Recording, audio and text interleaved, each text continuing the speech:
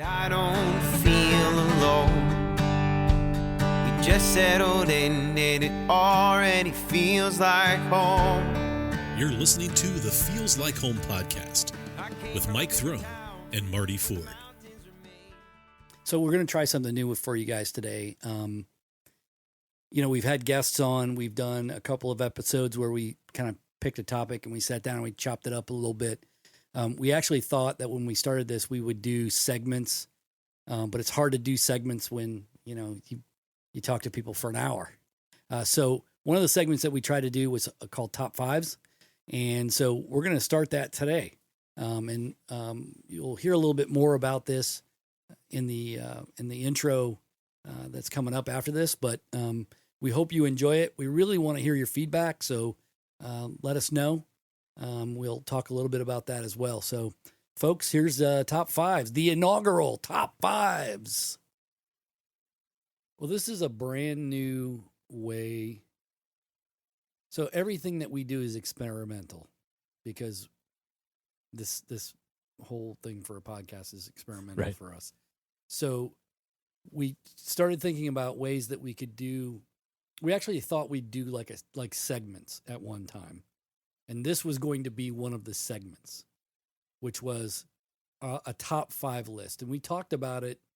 Can't remember if it was in the first one or the Who Are They episode.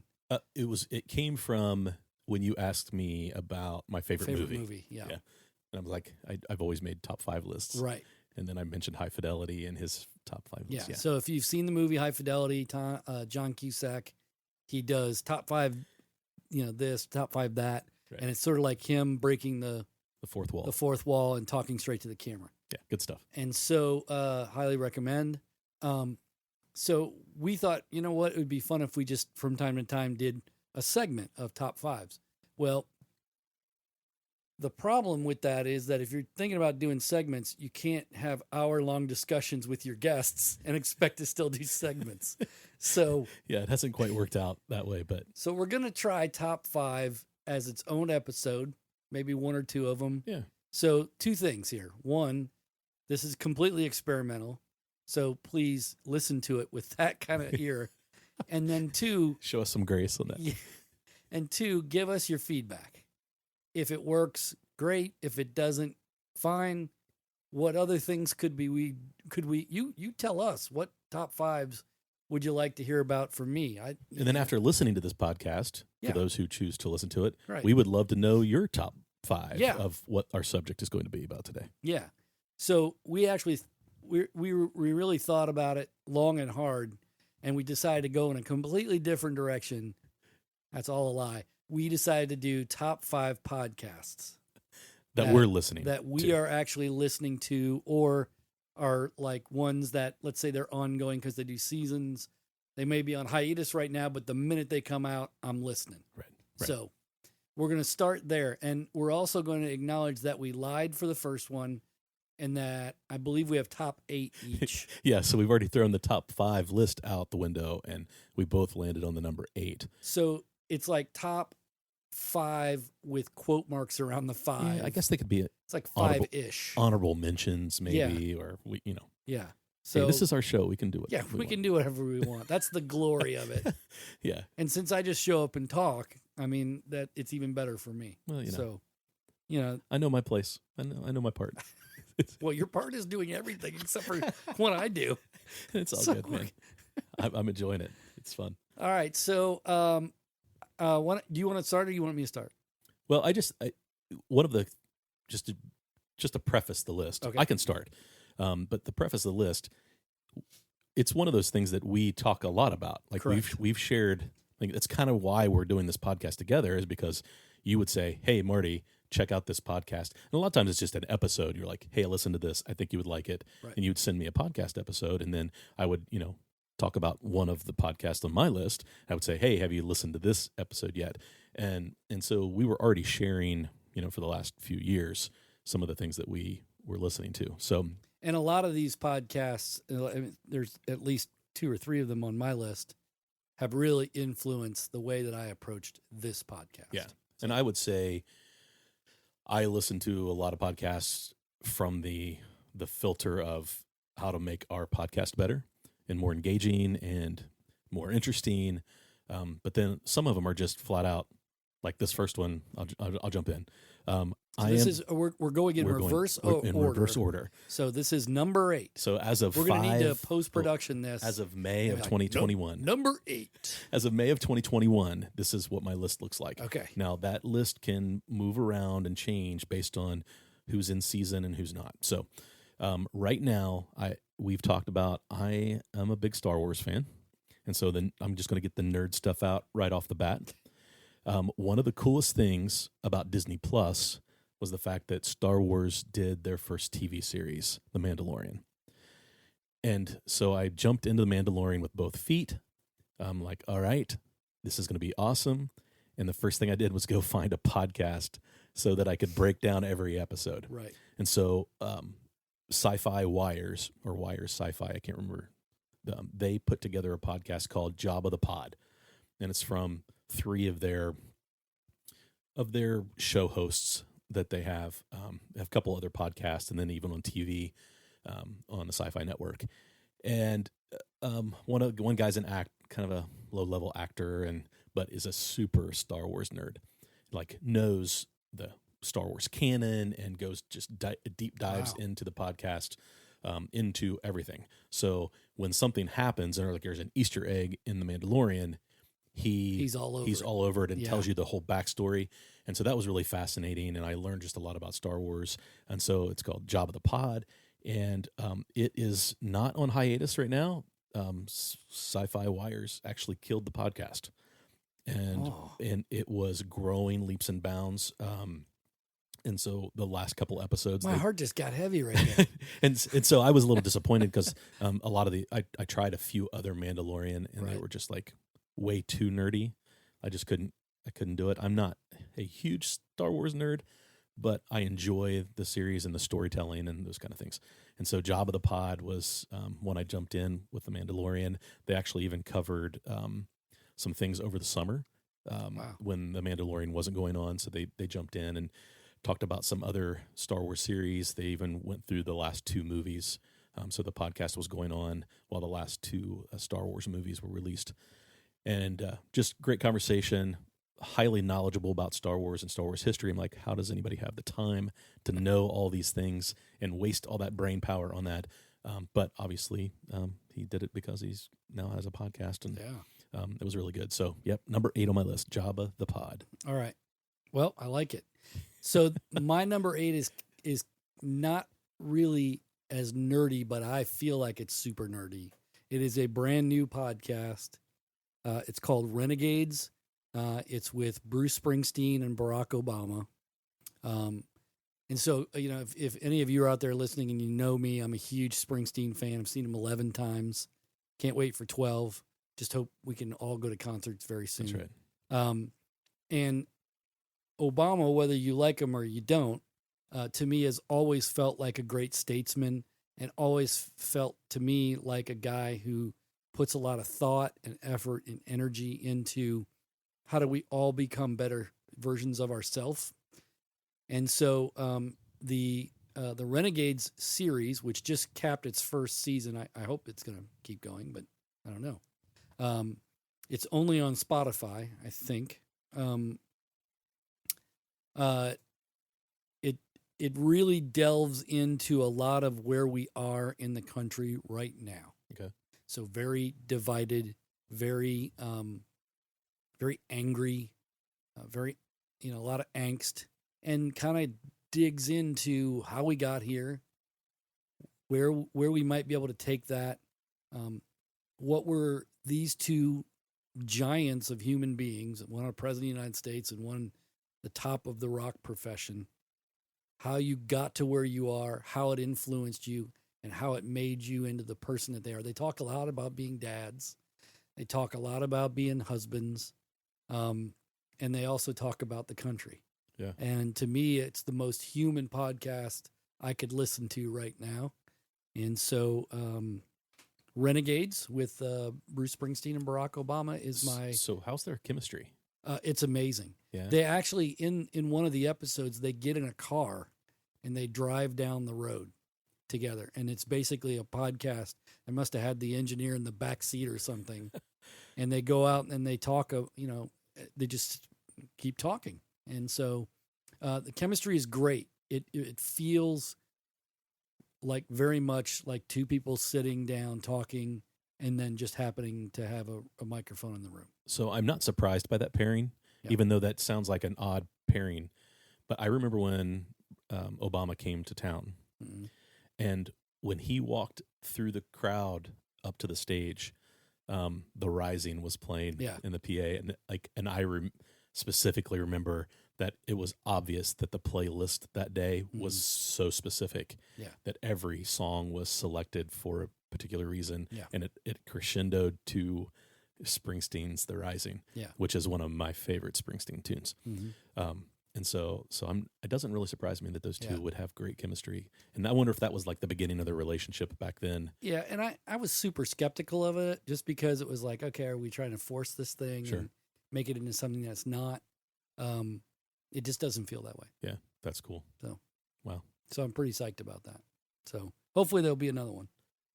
All right, so I'll go next on number 7. Okay. All right, so my number 7 is definitely a guilty pleasure one for me. It's by Wondery, and it's called Imagine Life. I don't know if you're familiar with it or not. So Imagine Life is basically they tell you a story, details about this person, and usually they start somewhere current event or at a point deeper in their life, and then they go back and then bring you back to that point. But Does the that whole make time, sense? you don't know who it is. You don't know who it is. Okay. And so at the end, they will say, and you are so and so. So, for example, if it were about Barack Obama, they would give you details about his history, and then they would say, and you are Barack Obama. And more times than not, I figure it out. Yeah. But it's usually super deep in when I figure it out, unless I really, Well- they're one of those top people that I really have followed their life. About how long is an episode? It's about 35 to 40 minutes. Okay, wow. Can So go it's up to, detailed, yeah. yeah, it goes up for about an hour sometimes. So the it's really fun thing about it is like Virginia Madsen, who's an actress, is one of the narrators, and her voice is just so incredibly soothing. I don't know how to explain it. Even when she's talking about some of the most painful things, I am just like, we're gonna be fine. Virginia Madsen is talking, and it's gonna be fine. But it's really just an entertaining podcast. It's an empty listen. Like I'm not gleaning. Like I couldn't tell you 5 details that I Sure. learned about somebody from them. But like it's just a really good, solid, well produced, well put together show. There's a male narrator, and his name escapes me right now. He does all the ones that are for males, and it's really, really good. And I really, really have enjoyed it. so it sounds to me like it's a modern day Paul Harvey.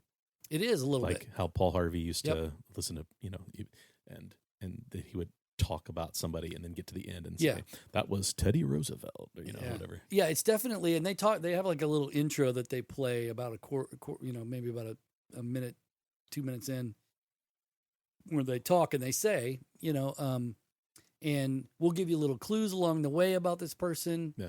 And just sit back and imagine your life. That's cool. And so as this person. Yeah, I got to So, check it out. it's neat. That sounds really good. And I mean, they've got, I don't know, 3 seasons now. And so like when I first started listening to it, was like middle of season 2. Kelsey told me about it, my wife. And so I think I was traveling a lot more then. And so I thought, well, this would be a good little fill-in listen while I'm, I was listening to a lot of stuff at that point that was true crime.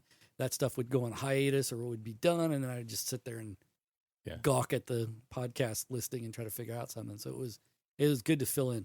Oh yeah, So- that's a great. I'm curious now that Yeah. I And love- Wondery, I mean, Wondery doesn't do very much that's bad. Yeah. They also have done ones on Star Wars, Inside Star Wars, and Inside Jaws that are tremendous. Yeah. And they actually have people actors that play the roles and talk about, talking Oh, the yeah, name. That's and cool. So it's pretty neat. So I like a lot of stuff that Wondery does. Yeah. So number 7 on my list is Unlocking Us with Brené Brown. For those of you who are not familiar with Brené Brown, she had about 11 years ago, she did a TED Talk on vulnerability. And so she originally, before she started writing books and kind of became famous for her TED Talk and other things, she basically studied, she was a researcher, and but she's a very dynamic speaker, and she did this TED Talk on vulnerability that just blew me away. And so I've been kind of a fan ever since. Had a chance to hear her speak at a National Youth Workers Convention, and she basically redid that TED Talk, kind of massaged it a little bit for the crowd, and it was amazing. She's very engaging, very smart, very intelligent, great interviewer. But she has brought some amazing guests. So sometimes she just talks about vulnerability or happiness and joy and like the difference in those kind of things. But then she also will bring in a guest, and sometimes it's like it shocks you. One of my favorite episodes is she brought in Alicia Keys, and it was right before it was this past summer when she was releasing her latest album with Underdog on it, and just talking about that song and the songs and where they came from. And Alicia Keys is from a female side, one of my favorite artists. She's just amazing songwriter, great entertainer. And so, yeah, Unlocking Us with Brené Brown. Lots of really good self-help stuff in there. And then she had Barack Obama on. She had,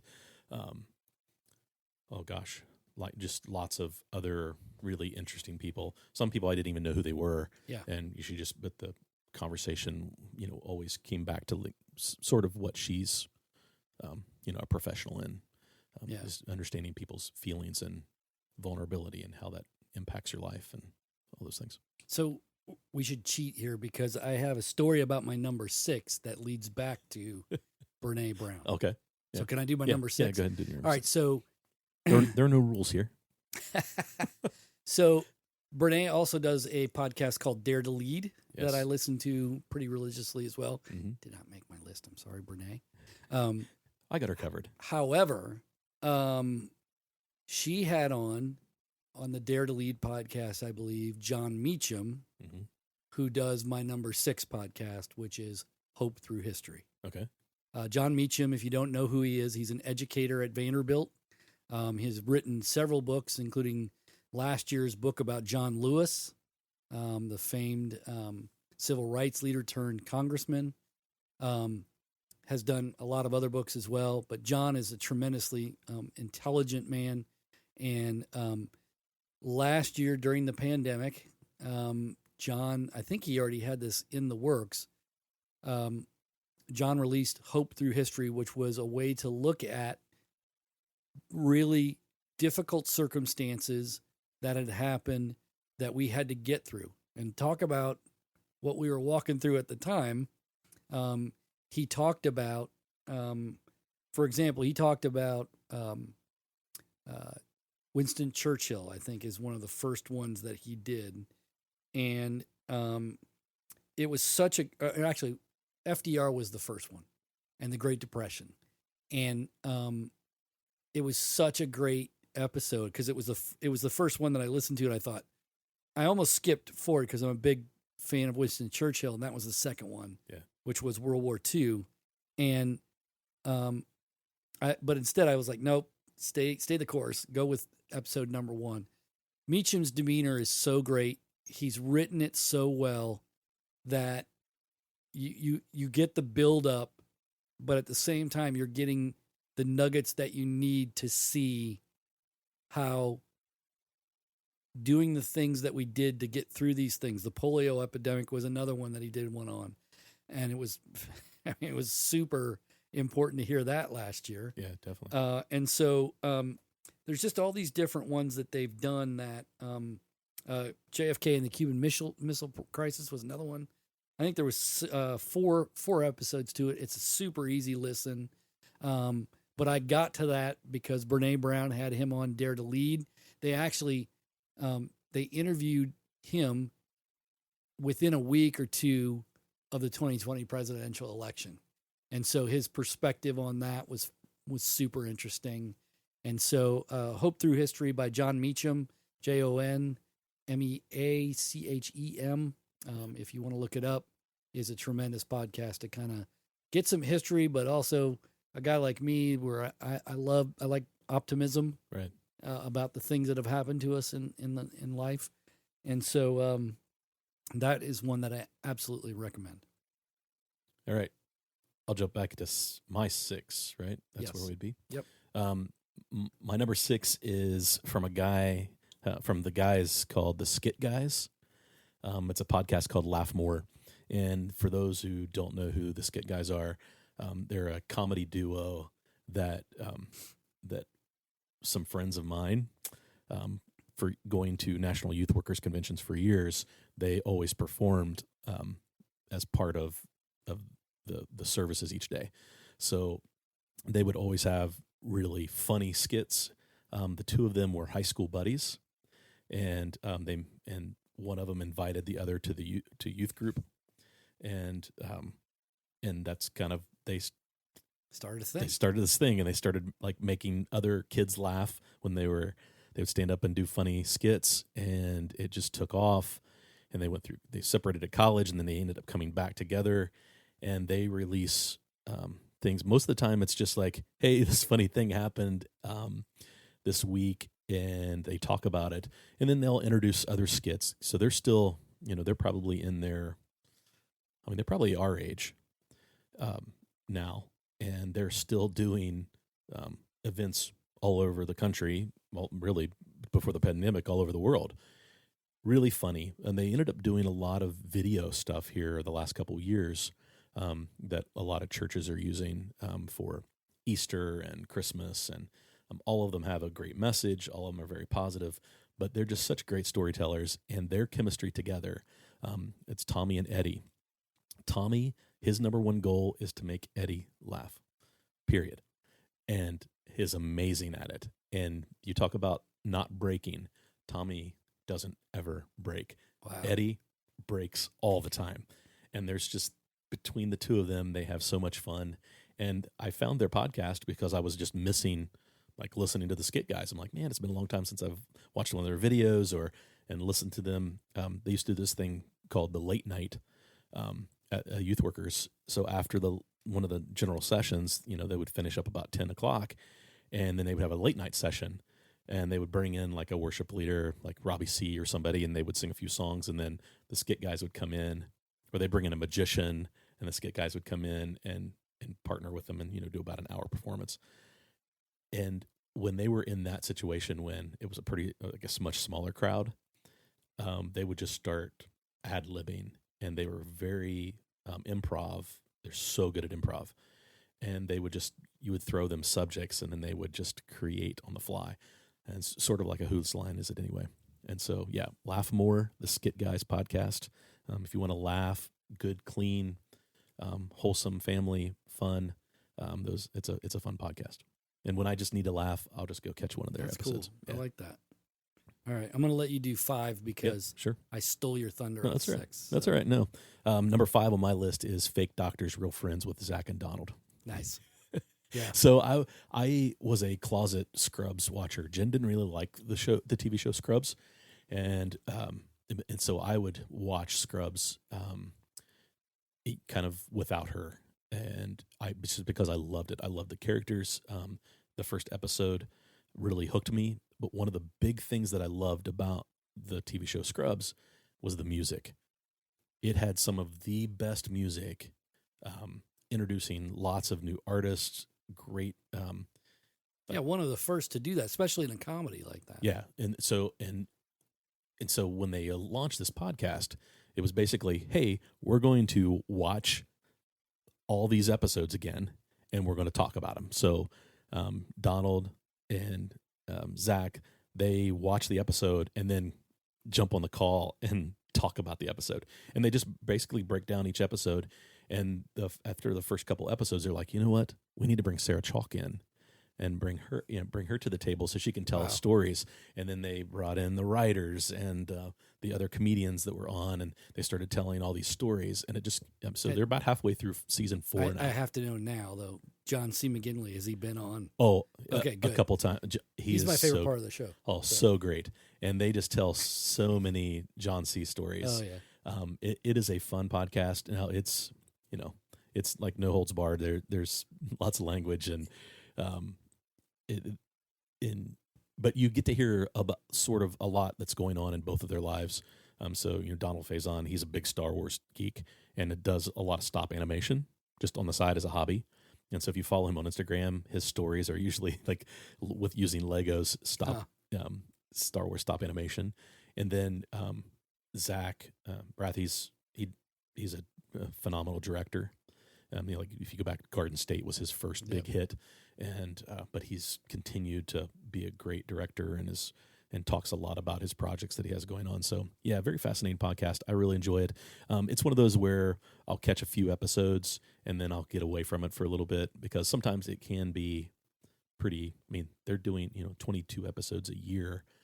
It's long seasons, and they're usually like release on Tuesday, Thursday, and all of a sudden I'm behind 8 episodes before I know it. So, but yeah, Fake Doctors, Real Friends with Zach and Donald. So one of my favorite podcasts later has a Zach Braff story attached to it. So. Oh yeah, that's cool. So number 5 for me is one called Clear and Vivid with Alan Alda. What a great voice. Yeah, what a great voice, and an amazing interviewer, and can take things like, for example, Mondays was about a new book called The Empathy Diaries, and it's a memoir by a woman named Sherry Turkle. I've listened to it twice already, and it's 45 minutes long. I don't have 45 minutes to do anything in my life, but I listened to it twice, because Alan is so good at interviewing people. And again, this is kind of like something that influenced what I wanted to do with this. But he's also done some great ones with, he had Brene Brown on not long ago. Malcolm Gladwell last year was really, really good. I'm kind of a Malcolm Gladwell, like that's a geeky thing, a nerd thing. Right. And so Penn Jillette was on there last year. It was tremendous. Oh, I bet. And he talked about magic and tricks and all these other things. He's had Dr. Fauci on a few times, but I was a huge MASH fan when I was in high school. And of course, I think 81 was when it ended, I think. And I remember staying up late in the evening to watch that and to sit and contemplate what I had just seen. I used to watch, when it was in syndication, it was nothing to see back-to-back episodes on some independent channel at 7 and 7:30, and then at 11 and 11:30. And so I would stay up late and watch 4 episodes a night, and I was churning through seasons like crazy. I didn't realize it then, but I am now. And so I grew up really enjoying Alan Alda and just his style and just him as an actor and how he portrayed Hawkeye Pierce. Oh yeah. And then some of the other things he did as well. And so, a lot of people don't know this, but Alan has Parkinson's. It's very advanced. And so I imagine that just the idea of doing a podcast is, one, very inspiring to him and it keeps his spirits up, but I think it's also probably exhausting. Sure. And especially with the number of episodes that they're churning out and the quality of them, it's just got to be a lot of work. And so that would be my number 5, because I don't sit down and listen to every episode the minute it comes out. And it's like yours, I think, where they're sometimes doing 2 in a week and things like that. But during the pandemic, when I would go on my walks, I would literally walk an extra 2 blocks to know that I'm going to get through this episode of this one, because it's really good where we're at and things like that. So Clear and Vivid with Alan Alda is my number 5. I have not listened to that, but that will go on my list because I loved Alan Alda. Well, of course, he's been on a lot of PBS shows and things like that. So I kind of knew him from that too. My dad watched MASH, and like you said, it was like in syndicate and in reruns. And so it was nothing to eat dinner and watch a couple episodes of MASH every evening. Yeah. So, man, that's a good one. All right, so am I on my number 4 now? Yeah. I think that's what it is. So my number 4 is Armchair Expert with Dax Shepard. And so this is one that I kind of stumbled upon because the Avett brothers were on with him. Yeah. And That's a great episode too. And the episode came out like right as the last album, the last full album, not the last one, but the last one before the pandemic. Yeah. Right before it came out, and they played a couple of songs at the end. And the tour we went to. That's correct. Yeah. So the thing that I loved about that interview was it was just dudes talking about being dads and being husbands and struggling, and especially, and again, these people live lives that we don't know. They don't have to worry about money for the most part. But they have, they got a whole other set of problems, right? And Dax is a guy who's incredibly open and honest about his struggles with substance abuse in the past and with mental health and things like that. In fact, one of the episodes that I listened to right around the same time, because it was actually as I was driving back and forth from South Carolina dealing with things after my mom's passing, that's when I got hooked into it. And I remember listening to one, and at the end of the episode, they said, hey, look, I've been sober for a long time, but that recently ended. And so I'm taking a step back. I'm going to take a step back from the podcast too, to kind of reassess and to restart. And so we're not going to do anything for a little while. We just wanted you to know that. And then it was like an interview with his producer and him about what happened. And to me, it was such an open and refreshing thing to hear about addiction and substance abuse. And to hear it in those terms, that it just really made an impression on me that, if you're going to be on a podcast and you're going to purport to do cool things, you better be open and honest with the audience. Yeah.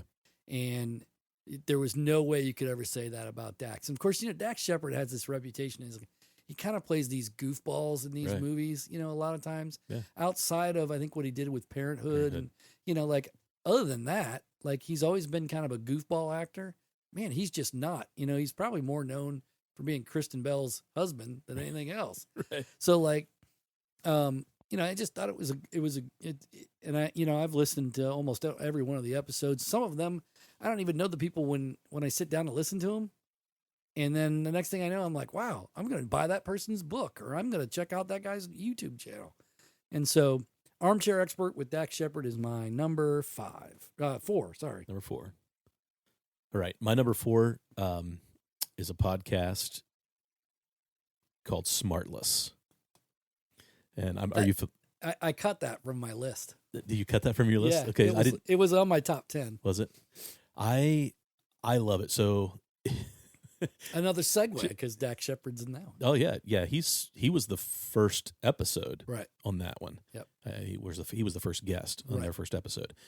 And I kind of came late to the game. I came in probably maybe 8 or 10 episodes in, and then I had to go back and catch up. And I haven't listened to every one of them, but Smartless is a podcast with Jason Bateman, Sean Hayes, and Will Arnett. And that is maybe, for me on the outside looking in, was maybe the most random threesome that you could put together to post. To incredibly have a podcast. Good friends, though. Yeah, well, you didn't know that, right? Like, they have their own lives, and you don't always see into celebrities' lives. But, and I'm not a big. I mean, my wife is like Miss Pop Culture. She, People Magazine every week. She knows all these stars. I mean, she would kill it on Ellen's game show where they have to like the pictures and she knows every round. They wouldn't fake her out. She would win. But we both are huge Jason Bateman fans, like way back to Silver Spoons, and his earliest acting was like on Little House on the Prairie, I think. Yeah. But so has always been in the business. And then Jen was a huge Will and Grace fan. She loved Will and Grace. And so so I thought it was interesting. So I think what happened with that podcast is Will Arnett was like, I think he was hanging out with Jason Bateman and was like, yeah, I'm thinking about doing this podcast. And then, like a week later, Jason and Sean are having dinner and he's like, hey, Will's doing this podcast. We should do a podcast. And then Sean is like, better yet, we should just jump on with Will's. And it works amazingly well. But the premise of it is they don't know who the guest is going to be. Mm-hmm. And Sean or one of them will get the guest, put them in the Zoom waiting room, and they're like, all right, this person is a 5-time Grammy winner, and da-da-da-da-da, and then introduce them. And one of my favorite episodes is Darius Rucker. Darius Rucker is a huge influence for me vocally, and one of my favorite bands of all time. I was in college.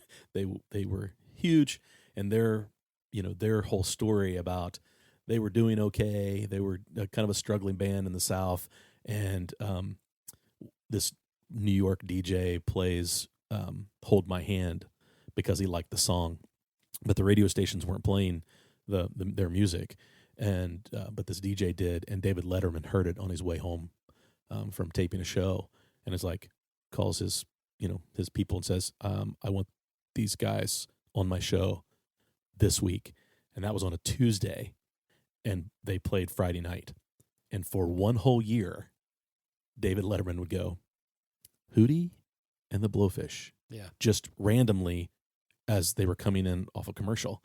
And so that episode on this podcast with Smartless was fantastic because, Hootie is like, or Hootie, Darius is like, yeah, I got a call from, my agent called me and said, hey, these guys want you on their podcast. And he's like, those guys even know who I am. Right. And then they were like, are you kidding me? We're such huge Hootie and the Blowfish fans. But he talks about how he named the band, and it was such a great dive into the from three really funny guys. Yeah.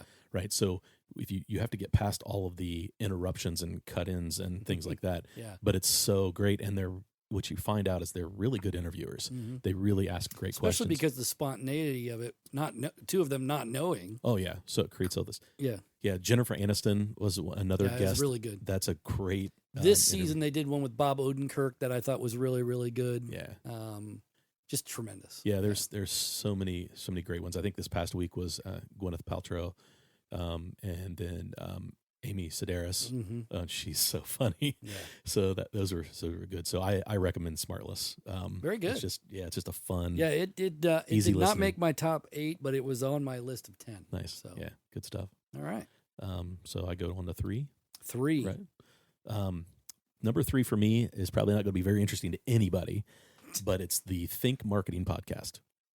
All right. There's a YouTube group or channel called Think Media, and they basically do gear reviews, camera reviews, microphone reviews, helping people set up podcasts, YouTube channels, things like that.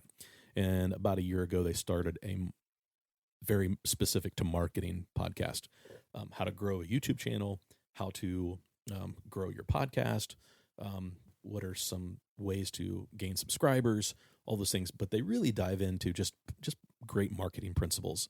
And Sean Cannell is the guy that kind of leads the charge on that. There's about 4 or 5 people as part of the whole channel, but Sean really does the podcasts, and he has just got a really neat story, kind of similar to mine. And he worked in a church, and that wasn't going great, but helping the church grow their YouTube channel and do online services and things like that is really where he kind of found his niche, and then turned it into this, huge YouTube empire, and helps other people do the same thing. I listen to it because I feel like it helps me in my day-to-day job with Kingston National Bank, and trying to, how do we get creative as a bank, not exciting content for YouTube or Facebook or anything. Right. So how do we turn that? Finance is not fun for lots of people, but so how do we turn what we're doing at Kingston National Bank into, I guess, content that is interesting, intriguing, community-minded, things like that. And they talk a lot about that in the podcast. So number 3 for me is the Think Marketing Podcast with Sean Cannell. All right. So you're right. That was boring, but no, I'm kidding. No, I like that because I've never heard that. And Yeah. so I'll definitely dig into that one. So my number 3 is much funnier. It is Conan O'Brien Needs a Friend. This is probably the only one. No, that's not true. Probably the top one. Well, number 1, I've listened to all of them. This one is the only, probably the other one on this whole list that I've listened to every single episode that I can think of. And that is true. And what I love about Conan is, number 1, he's funny as all get out. Oh yeah. So And the 2 foils and his Sona Masassian, who is his assistant, and then his producer, his name escapes me right now. They are perfect foils for him. And he'll do his voices and they'll just start laughing. And then, and you talk about like the little asides and you go down a little road here. But when they get to doing the interviews, obviously it's better when you have a comedian on or a comedic actor. Like Sandler was amazing. But here's what I'm going to recommend. If you've never listened to Conan O'Brien Needs a Friend, go like midway through the first season. They do a 3-episode arc called Deep Dive with Dana Carvey. And it is unreally funny. No joke. I'm on my way back from South Carolina one time, listening to this with my wife. We are laughing so hard that we had to stop the car. We stopped at an exit, but like, because we both had bladder issues that were induced by listening to these 2 guys just do their thing. yeah. And just, I mean, tears of just absolute laughter. And then, he has other people on, like I think he had, he's had Michelle Obama on. He's had some serious guests, but he's also had really good guests on he had Malcolm Gladwell on. He had Al Franken on after Al Franken gets disgraced and has to, leave office. He had Al Franken on. And so, I mean, it's just really good. He had Charles Barkley on. That was a really good one. So I just love it. I listen to it every week. I enjoy it immensely. And, it's hard to say anything bad about Conan because I think he's just such a really funny guy. Oh yeah. But it is an insightful podcast as well. So Yeah. I don't think you get that from his show on TV. Like how insightful he is. Right. Because most of the time he's being Conan funny guy. Yeah, he's been Conan funny guy, even in his interviews with people. Not that I don't enjoy that. I've always liked the Conan show. I think moving to TBS was difficult, and it's different time hour that it's on, and you forget about him, because Fallon is just and Kimmel they own it, they're right? Powerhouses. Yeah. But he's so great. The thing that I really like too is every once in a while he'll tell little stories about when he wrote for The Simpsons. Yeah. When he wrote for Saturday Night Live, and it's just really fun to listen to him you can tell he's kind of reminiscing, but also telling these stories with a point. So Conan O'Brien Needs a Friend is my number 3. Number 3. So we're at 2. Number 2. My number 2 is the Robcast. I've been listening. I've been listening to Rob Bell, who was a pastor at a large church called Mars Hill in Grand Rapids, Michigan. Rob wrote a book called Velvet Elvis that really had a gigantic impact on my spiritual life. And then Rob wrote a couple of other books that got a lot of bad press. He came up with a lot of interesting ideas and theories and kind of threw them out there, and the Christian world really kind of smashed him. And he went off and moved to LA and tried multiple things. He had a TV show idea that we went down that path and it failed, and had a handful of other things that failed. And Rob was probably a guy that had not had a lot of failure in his life up to that point. And then it seemed like everything that he was trying to do was Oprah Winfrey. He kind of became her spiritual advisor for a little while, and she had a show on her network that lasted a couple of episodes, and then it ended up getting canceled. And so out of the blue, he started writing this blog about what is the Bible. And I picked it back up because, I mean, I didn't really, he wrote a book called Love Wins, and it wasn't a great book, and really got a lot of bad press. And I was pretty forgiving. I'm like, hey, listen, this guy, okay, so it wasn't the best book. But lots of people really hate Rob. They do. And he's a very polarizing guy. He can be, but he has he's just a great speaker, great teacher. And so he started this blog that turned into a book called This is the Bible. Is the Bible? What is the Bible? What is the Bible? Yeah. And which was great. And then he turned that into a podcast. And his podcast, sometimes it's sort of like a sermon. Other times it's like way out there. Yeah. It is easily the deepest podcast that I listen to. Like this past week, it was, I think I sent you the title. It was like, the knowledge of the knowledge or something. Yeah. And it was mind blowing. And he brought his son Trace, on, and he's super smart too. And they just kind of do it out of his house in LA. And, he loves to surf. So he goes surfs every day and then comes back and records podcasts, but brings in some really great guests. And out of the blue, he brought this magician in that wrote this book. I ended up reading the book. It was fantastic. Nate Staniforth was his name. And he brought lots of other people into the podcast, and just really positive. He had a lot of really good things to say about the election year and all the things we were kind of going through. He would just bring it into perspective for me, and just really appreciated that. So the Robcast, Rob Bell. So Rob Bell was, in Mars Hill Church, was the first time in my life that I ever went out and intentionally sought out listening to his sermons every week. Yeah. It was kind of like having a podcast before having a podcast, because basically you had to go and download them, and then, or you could listen to them, I guess, in streaming. But I was every week, as soon as I saw that it was posted, I would sit down and listen to it. Yeah, and it was really good stuff. And I don't listen to every episode. I check out the title and say, am I in or out? And I'm kind of selective, and it kind of operates like that. I mean, he usually doesn't do a series more than 1 or 2 episodes on something. Usually you can take each one in their own small bites, and really manageable. So I really like it. Very good. Very good.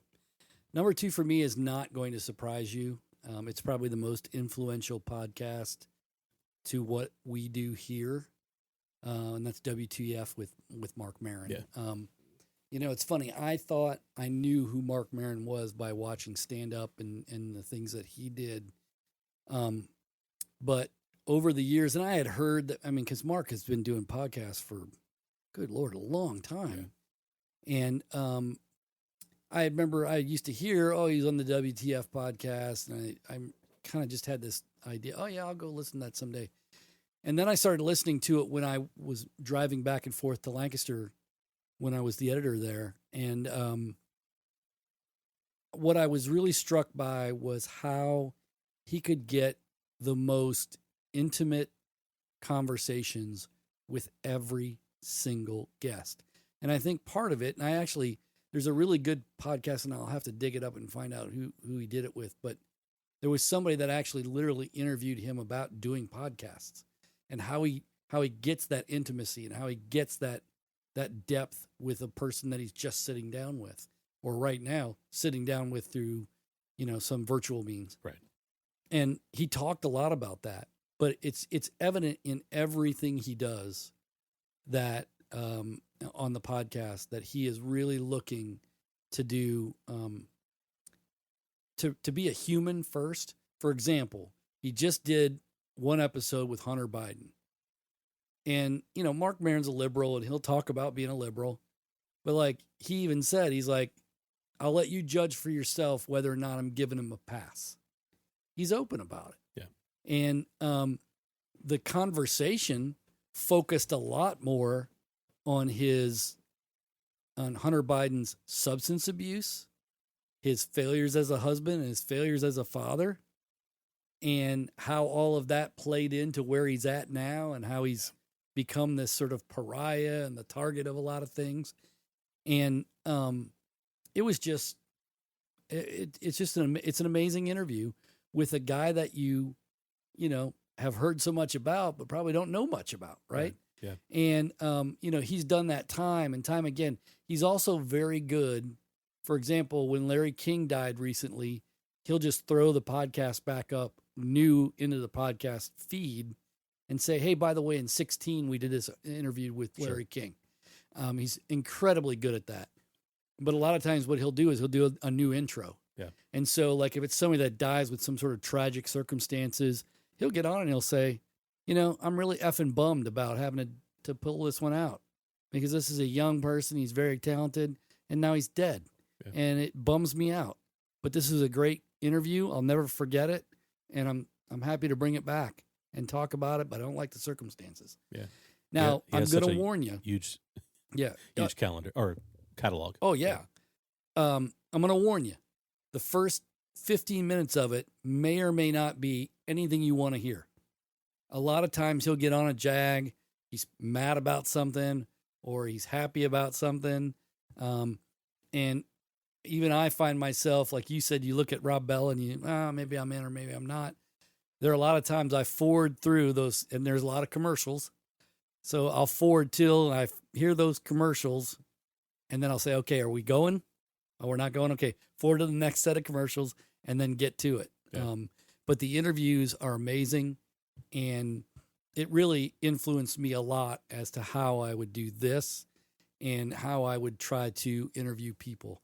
Do a lot of research and try to get to their story, but get to the real meat of their story. Yeah. So he has a way of bringing people into a state where they are very vulnerable and are open and share. It's a pretty amazing how he has that ability as an interviewer. Yeah. Yeah. I'm just so overwhelmed with respect for Mark because I think he's a guy that could have just been pigeonholed as a stand-up guy. And, you know, he talks a lot about his substance abuse and how he had to overcome all that. And that, you know, I think that plays a lot into it too, being very empathetic with people. And so I really have a lot of respect for Mark. And I think what he does is just tremendous for this, you know, media. Yeah. And I think just for the media and the craft of interviewing alone, you know, he's kind of become our modern day, you know, David Frost, Dick Cavett, you know, even Letterman to a certain degree. Right. Letterman used to be really good at that. Yeah. So I just have a lot of respect for him. Yeah. Even when Letterman jumped back in with the Netflix series, you could just tell how good he was at that. Yep. Yeah. Yep. Number 1 on my list. Yes. This is where we're at. The nitty gritty. That's right. So Mike, it is baseball season. And so this podcast isn't always at the top of my list, but because it's early, it's May, and the Reds still are in it, I am a huge fan of the Jim Day podcast. Now, there are lots of Cincinnati Reds podcasts out there, but the best one is the Jim Day podcast. I really think Jim brings like a great humanity to the game. He is a fan. He is a Reds fan. He makes no bones about it. And then he is a great interviewer. He asks great questions. He really does a great job of bringing like stuff out of the guys. But he has done some like key interviews. He had the opportunity last year to sit down with Joe Morgan. And of course now we've lost Joe, and anybody who was a Reds fan, the Big Red Machine, know how integral Joe Morgan was to that team and how great of a baseball player he was. And like you start looking at his lifetime stats, it's unbelievable. Yep. But he had Joe Morgan on, and we were headed to a Reds game, and Jen and I were listening to it in the car. I made her listen to it, and when she got done, and she was like, "That was so good." I couldn't believe, like, I just was hanging on every word. Yeah. I'm like, and Joe was great when he was a commentator on TV. So, he was so good. He was a guy that was great at everything he did. So that if you are a Reds fan, listen to the Jim Day podcast. Go out and check it out. A couple weeks ago, and Jim had George Foster, who was my favorite player as That's cool. as a 10 or 12-year-old kid. I was a huge George Foster fan, and he had George on, and George did not disappoint. It was like an hour of pure joy for me listening to George Foster. But he brings on like the present day. He had Joey Votto on, and he had other players. Such a good interview. It's a great podcast. So well done. And Jim Day's a pro. Not to be confused with our Jim Day. Yes. And I do actually. I think I have a picture. Jim Day has sent me a picture of Jim Day and Jim Day together. I always thought that the Earth itself would explode if those two ran into each other, but apparently that didn't happen. No, it did not happen. So we survived. That's good to know. So number one, the Jim Day podcast. Very good. So here's a caveat to my number one. When I sat down to do my rankings, I intentionally said I am not going to do any true crime on mine. I got to the end, and I actually had WTF as my number one. But then I realized because this podcast is about, there's a new season that I didn't listen to, season 6, I believe. So it is a CBC podcast called Someone Knows Something. It is a true crime podcast. It is hosted by a guy named David Ridgen, who is actually a documentarian. He's done a lot of film. And he sat down, I'd have to look it up and find out when it was.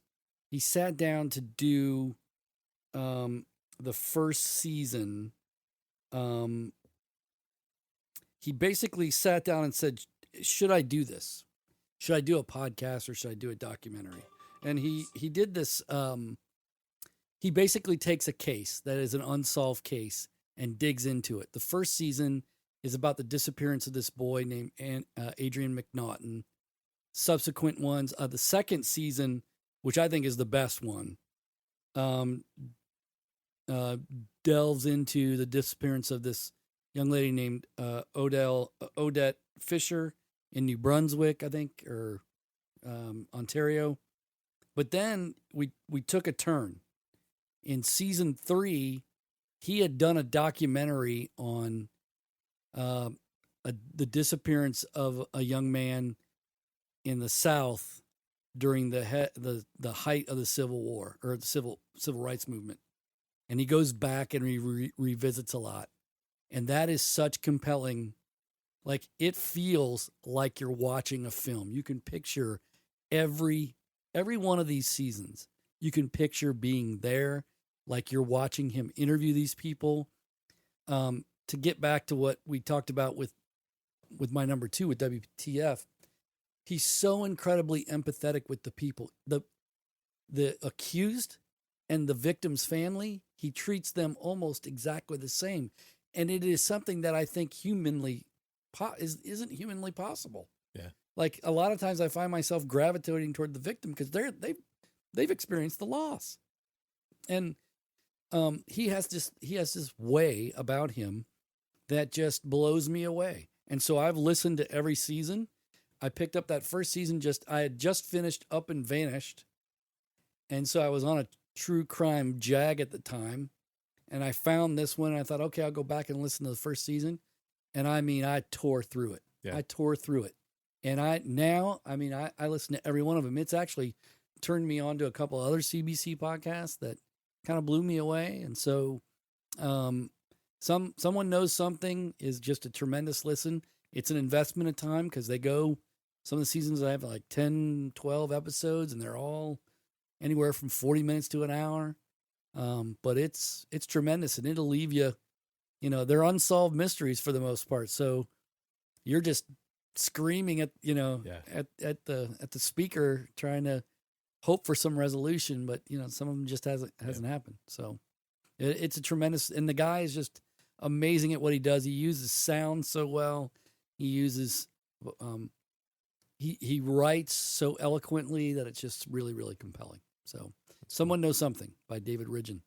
So there it is. Man, that's quite a list. Yeah, that there's some intensity there. Yeah, I know, Jim. But now I've got like 4 or 5 more to add to my list of 10 yeah, that I already listened to. It gets a little tough, like you're like, okay, how much bandwidth do I have? It's kind of Yeah. like watching shows on streaming services. Like I can't watch all of these shows. I got to pick and choose. Pick and choose.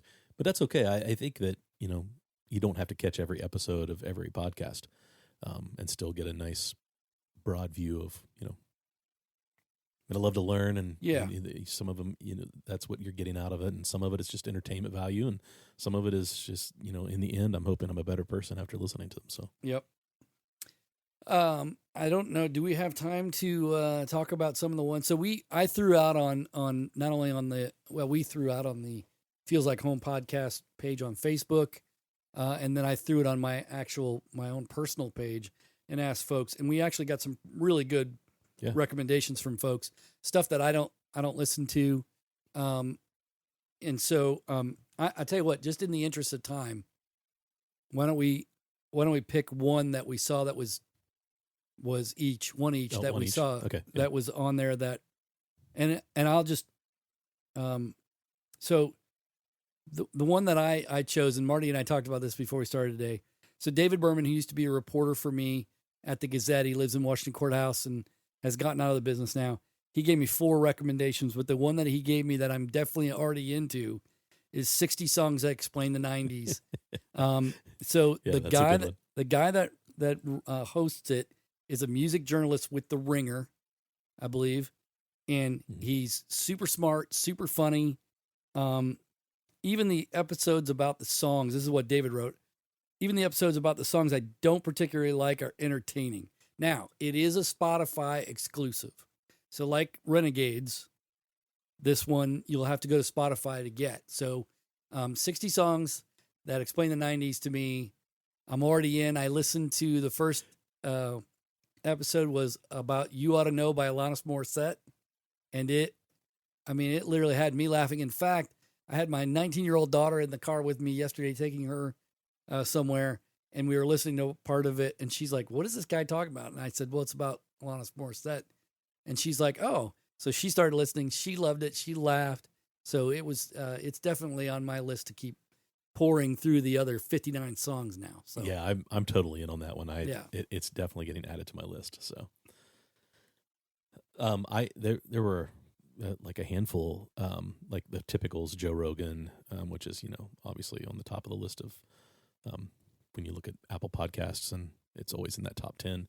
But one that jumped out at me was the both Matt Allen and Jay Daly, is the Dan Carlin's Hardcore History. Yeah. And so that's one I will probably check out because I think it looks interesting. But I have not had time. I actually Smartless has kept me busy the last couple of days. Right. Catching up on a few of those episodes. So yeah. So shout out to Mike Dre and Jay Daly and Matt Allen. They gave us some great recommendations on our page, and then a lot of you gave me more, which Marty and I are friends on Facebook, as in addition to being friends as we sit here. So we were able to see.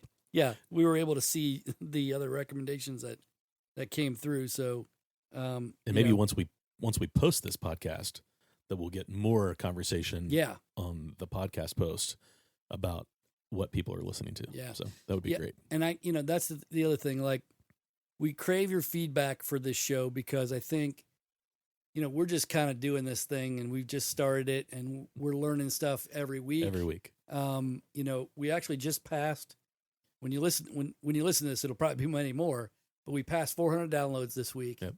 Which is a huge milestone for us. We thought we'd be sitting here with 50, right. 5 weeks in. We're pretty shocked by it. So, we just want to thank everybody for their support, but also keep giving us feedback. Tell us the things that you like. If an episode doesn't resonate with you, tell us why. We're not afraid of that. Yeah. We're big guys, so we can That's take it.